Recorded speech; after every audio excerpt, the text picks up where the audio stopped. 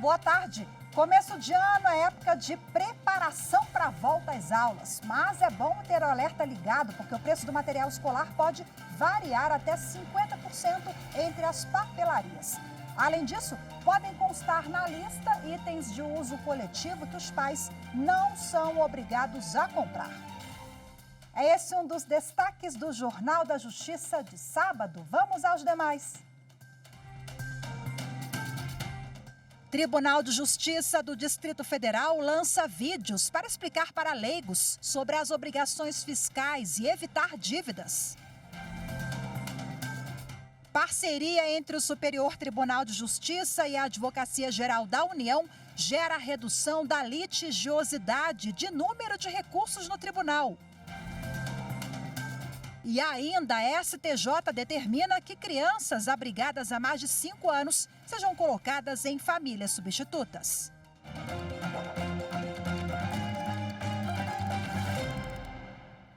A gente começa o jornal de hoje com uma decisão da terceira turma do Superior Tribunal de Justiça que determinou que crianças abrigadas há mais de 5 anos sejam colocadas em família substituta.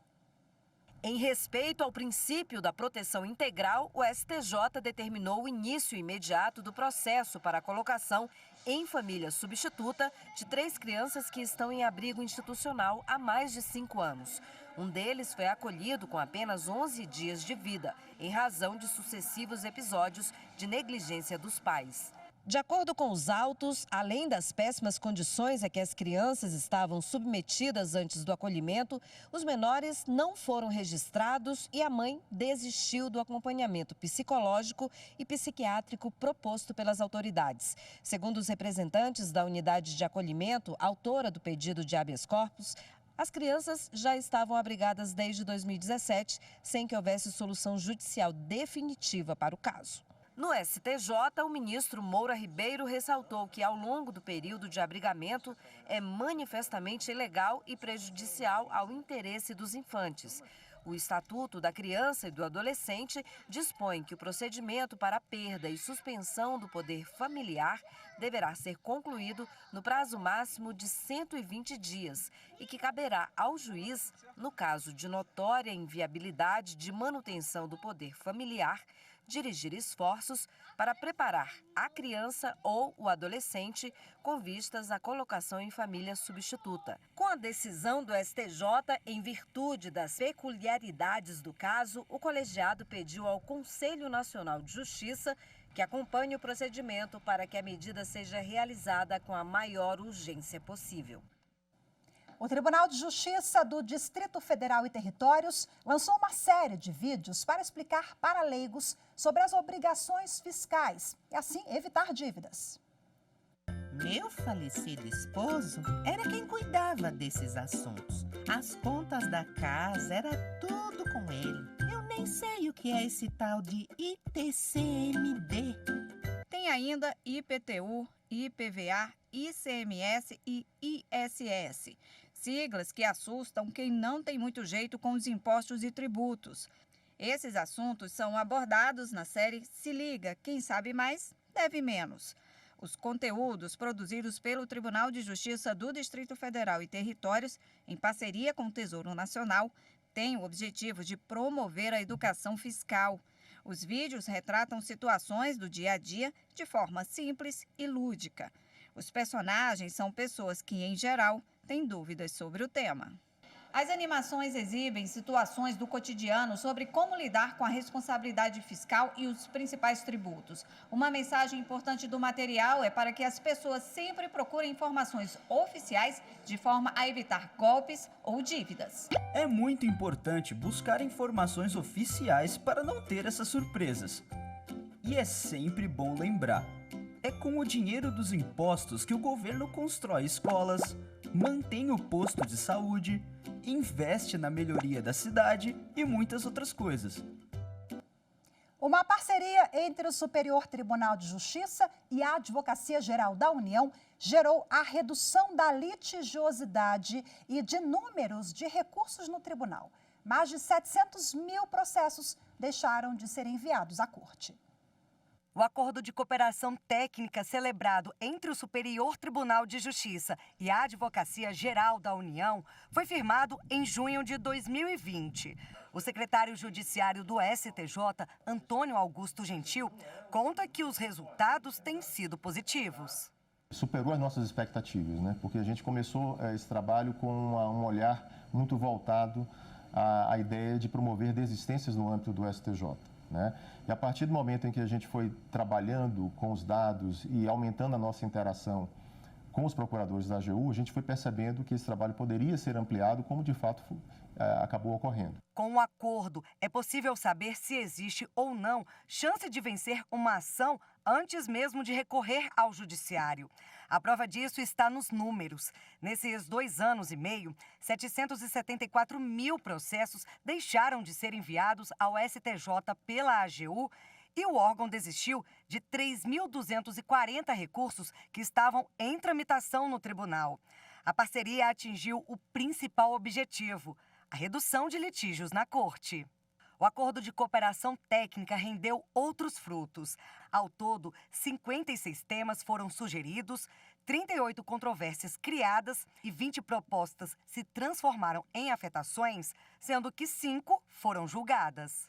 Tivemos muitos processos que pararam de tramitar na Justiça Brasileira e também no STJ, mas a gente teve uma mudança de postura. E essa mudança de postura com esses normativos é também aquela mudança de postura de recorrer por recorrer. Isso não existe mais na AGU. Esse trabalho é feito graças ao Programa de Inteligência Artificial desenvolvido pelo Superior Tribunal de Justiça.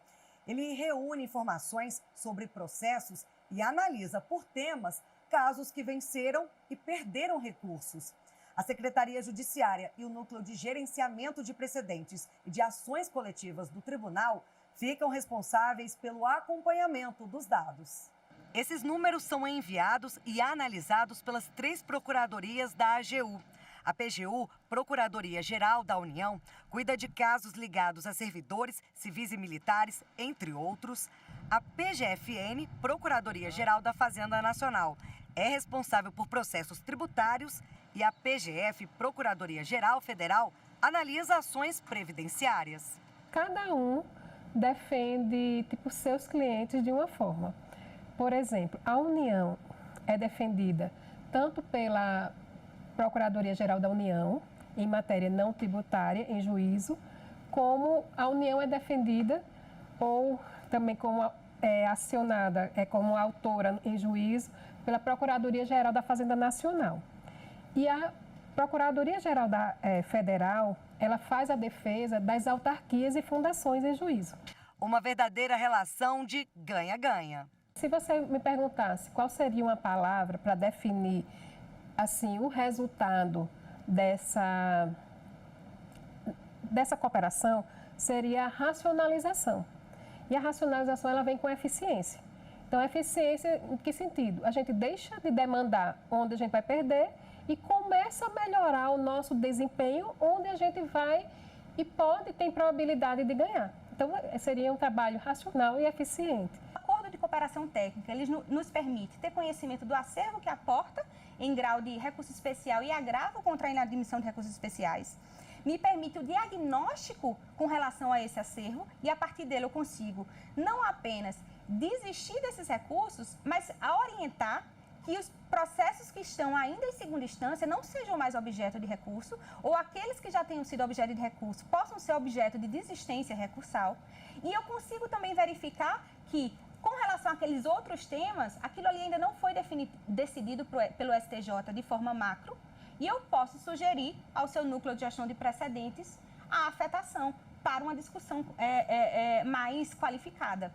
As consequências práticas para a consecução, o atingimento desses objetivos, eu destacaria exatamente um novo fluxo criado entre a presidência do Superior Tribunal de Justiça e a Procuradoria-Geral Federal, que permite que antes mesmo de os recursos especiais e agravos em recursos especiais serem distribuídos aos relatores, sejam disponibilizados para o Departamento de Contencioso da PGF, dando a oportunidade do Departamento Contencioso da PGF, no intervalo muito curto de uma semana, dizer se persiste naquela e resignação ou desiste do recurso, o que gera, né, uma diminuição de processos, em última análise, distribuídos para os relatores.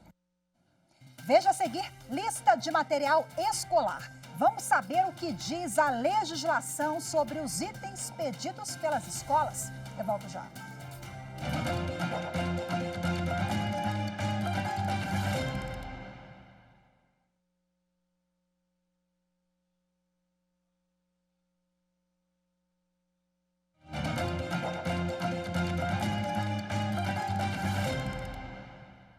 Volta às aulas. Os pais ou responsáveis que ainda não compraram material escolar devem ficar atentos, porque o preço pode variar até 50% entre as papelarias. Além disso, tem muitos itens que as escolas pedem e que os pais, por lei, não são obrigados a comprar. A lista do material escolar é extensa. Mochila, caderno, lápis, tinta. A lista está um pouco longa, a gente está pesquisando alguns preços, né?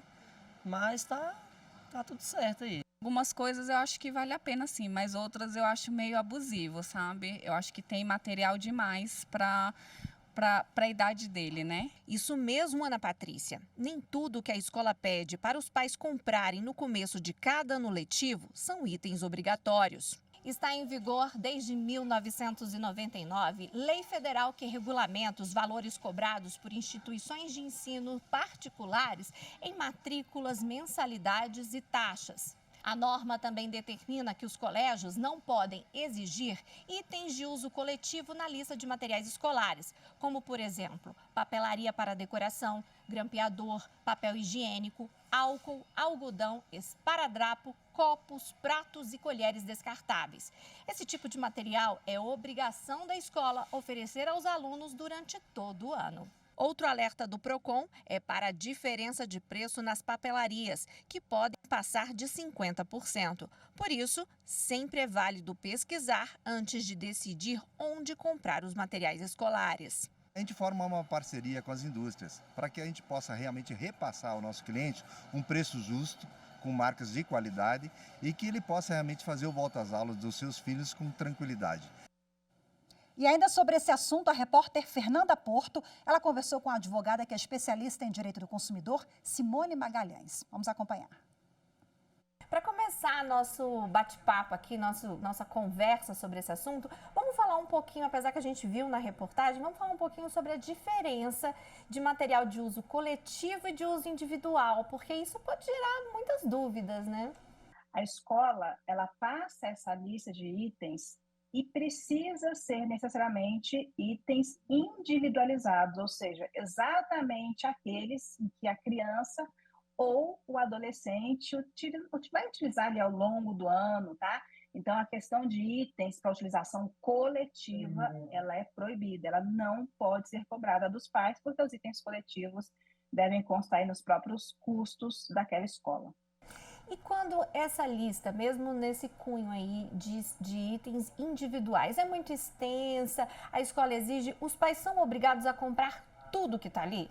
Se ela determina ali naquela lista, de repente, a compra de canetas, de canetinhas, de giz de cera, de papéis coloridos, os pais ou responsáveis, eles têm o direito de saber como será utilizado aquilo. E os pais tomam esse conhecimento, né, direito do consumidor à informação, através desse plano de atividades que nem sempre as escolas apresentam, infelizmente. Mas é justamente a partir desse plano de atividades, Fernanda, é que os pais conseguem ali até mesmo equilibrar o orçamento, ou seja, não ter a obrigatoriedade de comprar todos os itens da lista ali no comecinho do ano. De repente, algum material específico vai ser utilizado somente no segundo semestre. Então, nesses casos, não tem a necessidade do pai, da mãe, do responsável se sentir obrigado a comprar aquele item específico naquele dado momento. E um outro ponto importante também é que quando o pai entrega toda essa lista no começo do ano, como a gente está conversando, nem sempre esse material é usado todo durante o ano. Como saber ali se o que usou, o que não usou, pedir a devolução ou até mesmo assim, falar, não, já comprei isso ano passado, não usou, vamos manter o que já tem, só complementar esse material? Como fazer isso com a escola? Como negociar? Porque é um direito do consumidor, não é isso? O que a gente espera das escolas é que elas façam essa devolução espontânea de todos os itens daquela lista de materiais individuais, porque muitas vezes alguns materiais, mesmo sendo individuais, eles ficam na própria escola, né? E quando existe alguma sobra, esse material ele precisa ser devolvido para esses pais ou responsáveis, afinal de contas, quem adquiriu foi justamente aquela família. Se por um acaso a escola não devolveu, não falou nada, como que o consumidor deve agir aí? Se a escola ela estava com a guarda desses bens pelo ano letivo, naturalmente ou ela devolve ou ela presta conta, né, dizendo realmente qual destinação foi dada. É claro que a gente espera que alguns itens que não acabam, como, por exemplo, os próprios livros, seja de literatura, seja de livros didáticos, né, que eles realmente sejam devolvidos. Por isso que é importante ter um diálogo assim, muito aberto, que a escola realmente ela tem essa consciência, né, tanto aqui do Código de Defesa do Consumidor, como de legislações específicas, para que todos os direitos desses estudantes sejam garantidos. Para encerrar nosso bate-papo, a gente está falando aqui para ter um diálogo com a escola. Mas caso os pais, os consumidores, os responsáveis não consigam esse diálogo, tentaram, falaram, quero ver a lista, quero diminuir, isso aqui eu não acho legal e não está conseguindo, qual que é o conselho jurídico? Olha, o conselho é, primeiro, se realmente não existiu possibilidade de diálogo com a escola, e aqui é importante lembrar que a escola ela precisa, antes de finalizar o ano letivo, pelo menos 45 dias antes do encerramento das matrículas, ela precisa deixar ali divulgado tanto a minuta do contrato para o próximo ano, quanto os valores que serão cobrados, né, justamente para que essas pessoas saibam se vão continuar naquela escola ou não.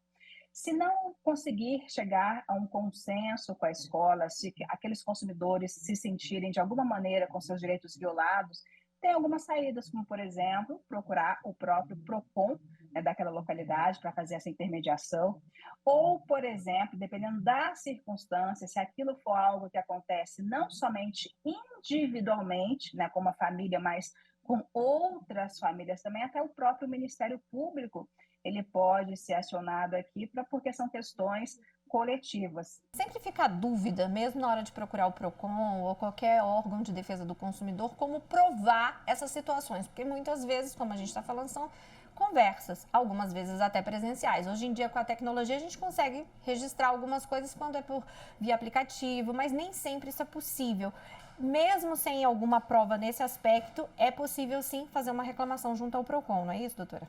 Olha, Fernanda, alguns passos, eles são primordiais. Por exemplo, a escola tem a obrigação legal de mostrar a minuta do contrato, tem a obrigação legal de falar, né, ali por escrito, deixar por escrito qual vai ser o valor da anualidade ou da semestralidade do próximo ano. Lembrando também, Fernanda, que o reajuste, né, de mensalidades escolares pode acontecer somente uma vez por ano, mesmo se o contrato for semestral, tá? Então, tudo isso, a escola tem a obrigatoriedade legal de informar, de divulgar aos consumidores. Se o consumidor ele não teve acesso, é porque a escola não divulgou. E se ela não divulgou, existe aí uma grande falha, ou seja, já fica registrada a omissão daquela própria instituição, algo, claro, que vai acabar sendo negativo para a própria escola. Muito obrigada por sua participação aqui no Jornal da Justiça. Fica aí, então, a dica para todos os pais e responsáveis nessa época de começo de ano, nessa época de volta às aulas, época de comprar todos esses materiais. Obrigada por sua participação mais uma vez. Conversei com a advogada especialista em Direito do Consumidor, doutora Simone Magalhães. Tchau, tchau. Obrigada. E no próximo bloco, o Conselho Nacional de Justiça vai premiar as ações para a preservação da história da justiça brasileira. Os detalhes em instantes.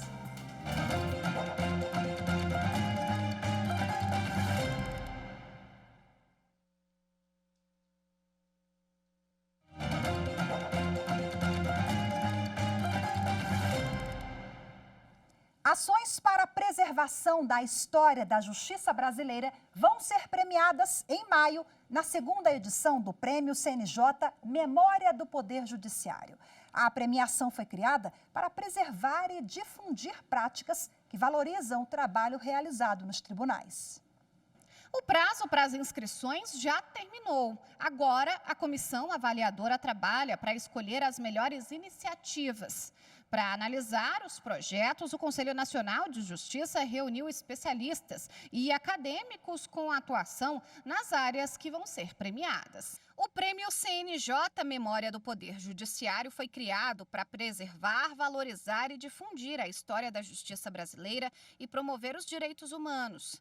A ação integra a agenda de eventos do Encontro Nacional da Memória, realizado todos os anos no mês de maio.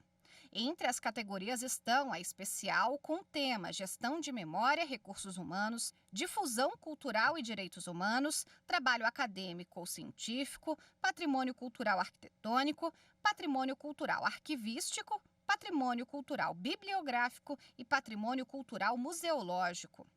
O tema da categoria especial da edição deste ano vai avaliar critérios específicos, como existência de cargos para profissionais especializados em arquivologia, biblioteconomia, história e museologia nos tribunais.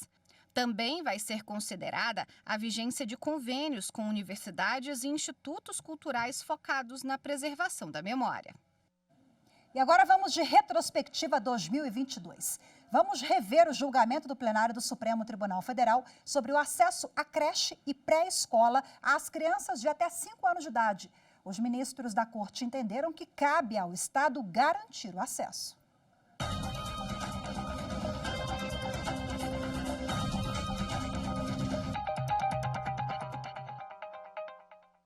A discussão veio parar no Supremo Tribunal Federal porque o município de Criciúma questiona uma decisão do Tribunal de Justiça de Santa Catarina, que determinou que a Secretaria Municipal de Educação fosse obrigada a manter a matrícula de uma criança em uma creche. A prefeitura alega que o Poder Judiciário não poderia interferir em atribuições do Poder Executivo. O recurso, então, foi levado a plenário com repercussão geral reconhecida, ou seja, a decisão tomada passa a valer para todos os processos que discutem o tema no Poder Judiciário. O relator do caso, o ministro Luiz Fux, negou o recurso. Ele destacou que a educação infantil é uma prerrogativa constitucional indisponível, que assegura às crianças de 0 a 5 anos de idade a primeira etapa da educação básica. Para Fux, negar o acesso a esse atendimento em creches ou pré-escolas configura como omissão estatal. A educação básica representa prerrogativa constitucional deferida a todos na forma do artigo 205, notadamente às crianças consoante os artigos 208, 4 e 227 caput, cujo adimplemento impõe a satisfação de um dever de prestação positiva pelo poder público, consistente na garantia de acesso ao pleno sistema educacional, inclusive ao atendimento em creche e pré-escola. Os entes municipais, nesse contexto, são primariamente, conforme se viu, responsáveis por proporcionar a concretização da educação infantil, mediante a adoção das políticas públicas prometidas e eficientes que devem alcançar especialmente a população mais vulnerável. No segundo dia de julgamento, mais 5 ministros reconheceram a obrigação do poder público de assegurar o atendimento em creche e pré-escola. O ministro Alexandre de Moraes, por sua vez, também entende que o direito à educação é autoaplicável, mas demonstrou preocupação em relação à prestação do serviço, especialmente em pequenos municípios, já que muitos deles não têm arrecadação suficiente para arcar com os custos. No terceiro dia de julgamento, o ministro Luiz Roberto Barroso destacou no voto que a deficiência na educação faz vidas menos iluminadas, trabalhadores menos produtivos e elites menos preparadas para enfrentar os problemas do país.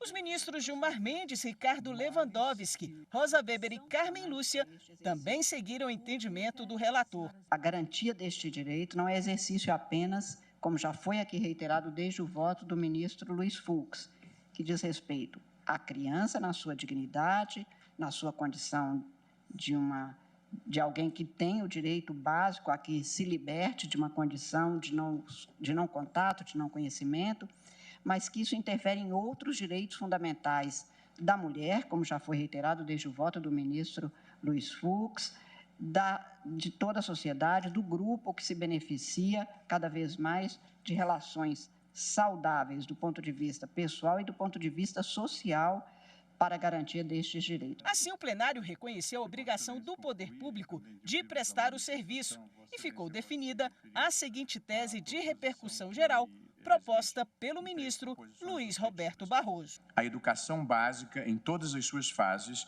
educação infantil, ensino fundamental e ensino médio, constitui direito fundamental de todas as crianças e jovens, assegurado por normas constitucionais de eficácia plena e aplicabilidade direta e imediata. 2. A educação infantil compreende creche de 0 a 3 anos e a pré-escola de 4 a 5 anos. Sua oferta pelo poder público pode ser exigida individualmente, como no caso examinado neste processo. E 3. O poder público tem o dever jurídico de dar efetividade integral às normas constitucionais sobre acesso à educação básica.